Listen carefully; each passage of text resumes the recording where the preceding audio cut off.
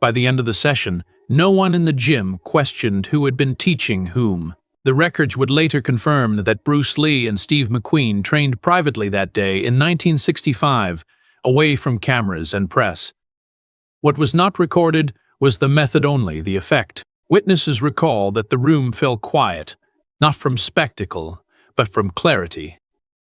There were no raised voices, no dramatic exchanges, no visible contest. When it ended, McQueen reportedly remained, absorbing what had just occurred, while Lee moved on without ceremony. The outcome was settled early. The reason for it would take years to understand. The gym did not announce itself. It sat behind an unremarkable door known only to those who had reason to be there. In mid-1960s Hollywood, places like this existed as filters. They did not attract the curious. They retained the serious. Inside, there were no mirrors arranged for vanity and no posters promising transformation. The equipment was functional, worn by repetition rather than display. Heavy bags hung where they had always hung. Mats bore the marks of years of use, pressed flat by routines that did not change for fashion. This was not a studio gym. It was a working room. Those present that day were few. They were not spectators in the usual sense, but witnesses by proximity, people who belonged to the space and understood its rules. No one had come to observe an event. They had come to train, to pass time, or simply because this was where their day brought them. Nothing had been scheduled as a demonstration. Privacy shaped the atmosphere. In public gyms, reputation was often asserted through volume or endurance. Here, reputation arrived silently. It was carried in posture, in the way someone warmed up, and how little space they required. The absence of an audience removed the need to prove anything quickly. This environment mattered. In such a room, hierarchy was not declared. It was revealed slowly. Experience showed itself not in confidence alone, but in restraint. Those who trained here understood that effort could be wasteful, and that the most capable individuals often appeared unremarkable until asked to act. Bruce Lee entered without drawing attention. He was already known to some of the men in the room, not as a celebrity, but as a practitioner with unusual economy. His movements during warm-up were precise, unadorned, almost quiet. There was no attempt to claim space. He took only what was needed. Steve McQueen was already inside. His presence was different, but equally contained. He did not behave like an actor visiting a gym for novelty. He was there as a student who had earned his place through consistency. Others knew this. His reputation in the room rested on commitment rather than image. Nothing in the room suggested a meeting had been arranged. There were no introductions made for effect. No one paused to acknowledge significance. That absence was deliberate, even if unspoken. In this space, moments were allowed to develop on their own terms. The gym continued as it always had. Weights moved. Bags shifted slightly with use. Footsteps crossed the mat. Yet a subtle awareness formed, not anticipation of conflict, but recognition that two individuals with established discipline now occupied the same working space. No one stepped back. No one leaned forward. The room simply adjusted, making room without comment. What followed did not begin with a challenge. It began with proximity and with the understanding that, in a place like this, clarity would arrive without announcement. Reputation in that room did not travel by rumor. It moved through observation. It accumulated slowly, built from sessions witnessed in fragments and remembered for their consistency rather than their drama. Steve McQueen's standing there was earned. He was not treated as an outsider indulging a passing interest. His attendance had been regular. He trained without shortcuts, accepted correction without argument, and returned after difficult sessions without complaint. Over time, that discipline had been noted. He was regarded as someone who belonged. Bruce Lee's reputation arrived differently. It was less visible, carried through quiet references rather than shared stories. Those who knew spoke carefully, often reducing their accounts rather than expanding them. They described efficiency, control, and a refusal to perform beyond what was required. His presence was associated with adjustment. Others found themselves altering their approach after training near him. Neither man sought comparison. There was no verbal acknowledgement of rank, no exchange that framed the session as a test, yet the contrast between them was apparent. McQueen represented mastery refined through dedication and endurance. Lee embodied a different authority, one shaped by reduction, by the removal of excess. Their paths crossing in that gym did not immediately change its rhythm. Each continued with preparation as if alone. McQueen moved through familiar drills, measured and deliberate. Lee worked through movements that appeared almost incomplete to the untrained eye, stopping before exertion became visible. Those nearby noticed the difference without naming it. McQueen's training demonstrated capacity. Lee suggested reserve.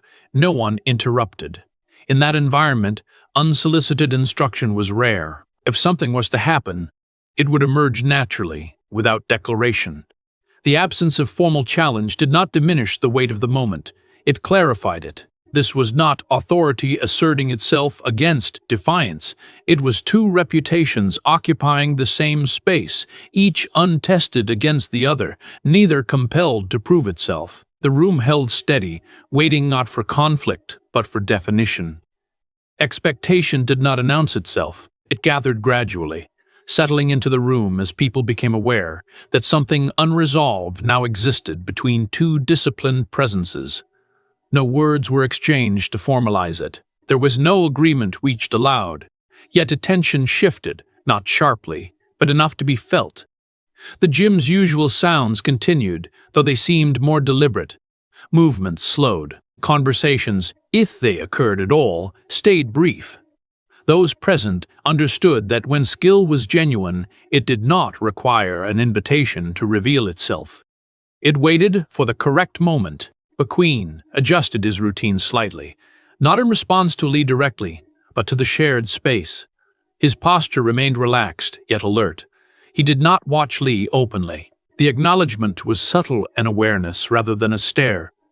Lee remained unhurried. He did not mirror McQueen's pace or redirect his own work to attract attention. His breathing was controlled, his movements economical. There was no visible tension in his preparation, no indication that he regarded the moment as unusual. What created the pressure was not rivalry but contrast. Two forms of authority coexisted without hierarchy declared. In such an environment, clarity often emerged through demonstration, not confrontation. Eventually, proximity replaced separation. Not abruptly, but through small adjustments, shared space on the mat, a narrowing of distance during drills. No challenge was issued. No one requested a demonstration. The transition occurred as if it had always been expected. Witnesses would later struggle to describe the moment precisely. There was no clear beginning. One instant, both men were training independently. The next, they were engaged, not in combat, but in exchange. The absence of ceremony intensified the focus. Without rules stated, the interaction relied entirely on understanding. Control would matter more than force. Awareness would matter more than speed. The room did not hold its breath. It simply grew still. What followed would not be remembered for what was attempted, but for how little was required. Those closest would later agree on one point. What occurred was brief, not rushed, not abrupt, but contained within a narrow window of time that resisted expansion in memory. It did not unfold like a bout. There was no escalation to follow, no sequence designed to impress. The exchange began without signal. No stance was assumed for effect. No one took a step meant to establish dominance. Instead, movement emerged from adjustment hands finding position, distance closing just enough to matter. Lee did not initiate with speed. He did not test McQueen's reactions through pressure. What he offered first was alignment, positioning that removed uncertainty before it could form. His posture suggested options without committing to them. The effect was disorienting in its restraint. McQueen responded as a trained man would calmly, with structure. His reactions were controlled, his balance intact. There was no sign of being overwhelmed, yet something subtle shifted almost immediately. The usual rhythm of exchange failed to establish itself. Witnesses described a pause that was not hesitation. It was recognition. McQueen adjusted again, seeking footing not in strength, but in timing. Lee answered by reducing further smaller movements, shorter paths, less visible effort. There was no clash of force. Contact where it occurred was minimal, enough to clarify position, enough to close options. Each movement resolved a question before it could be asked. What distinguished the moment was not technical novelty. Many in the room had seen skill before. What they had not seen was certainty expressed without emphasis. Lee did not pursue advantage. He revealed it, then withdrew it. The exchange ended naturally. No signal marked its conclusion. One moment, engagement existed. The next, it did not. Lee stepped back without acknowledgement. McQueen remained still, not stunned, not defeated, simply attentive. The room resumed its function almost immediately. Weights moved again. Bags shifted. Conversation returned quietly, but something had been settled. No technique was named. No lesson spoken aloud. Yet the demonstration had achieved what explanation could not. It had shown the difference between ability and inevitability. The moment passed, but its effect did not. In spaces like that gym, conclusions were not announced. They revealed themselves through behavior afterward, through what changed and what did not. Steve McQueen did not react outwardly. There was no visible frustration, no attempt to re-engage, no request for clarification. He remained where he was for a short time, his posture neutral, his attention inward. Those who noticed understood the distinction. This was not disappointment, it was recalibration. Lee did not linger. He did not explain what had occurred or offer commentary disguised as instruction. He returned to his own routine briefly, then gathered his things with the same lack of emphasis with which he had entered. There was no expectation that the room acknowledge him. What followed mattered more than the exchange itself. McQueen continued training that day, but differently. His movements slowed. Certain habits were paused, not abandoned, but reconsidered. He tested ranges he had not emphasized before. He spent more time standing still between drills. Witnesses later remarked on this quiet shift. Nothing had been said to him, yet something had been received. The absence of correction forced a deeper form of learning. Without instruction, there was no framework to imitate, only an outcome to understand. In the days and weeks that followed, McQueen's approach continued to evolve. Those who trained with him noticed an increased attention to economy. He asked fewer questions. When he did ask, they were precise, often about positioning rather than technique. Lee did not return to that gym often. When he did, the atmosphere was unchanged. There was no acknowledgement of what had passed. The restraint remained mutual. The recognition that formed was not one of superiority in the usual sense. It was an understanding of scale. McQueen had encountered a level of clarity that did not rely on endurance or will. It relied on removal. Years later, when the session was recalled in fragments, those present emphasized what was missing rather than what occurred. No dramatic struggle, no decisive strike, no declaration of outcome, only a quiet moment when effort ceased to matter. That absence became the lesson, and it endured. Time did what it always does in Hollywood. It absorbed the moment without recording it fully. No footage surfaced, no transcript was kept. What remained were schedules, membership logs, and the recollections of those who had been close enough to notice a change when it happened. The records confirmed the session. The gym's entries placed both men there within the same window in 1965. That fact alone would later invite speculation, but those who had been present understood that the importance of the meeting could not be reconstructed through dates or names alone. What endured was behavioral. Steve McQueen's later training reflected a shift that could not be traced to any single instructor or system. He became more selective. He spoke less about technique, and more about position. When asked about Bruce Lee years later, his remarks were measured, respectful, and brief. He did not recount an encounter. He acknowledged a standard. Bruce Lee, for his part, never publicly framed the session as a defining moment. He continued along his path, refining his ideas, teaching selectively, demonstrating when required, and withholding when it was not. The incident did not alter his trajectory because it did not need to. It was consistent with how he worked. Among those who had witnessed the exchange, the story circulated quietly. It was told without embellishment, often reduced to a sentence or two.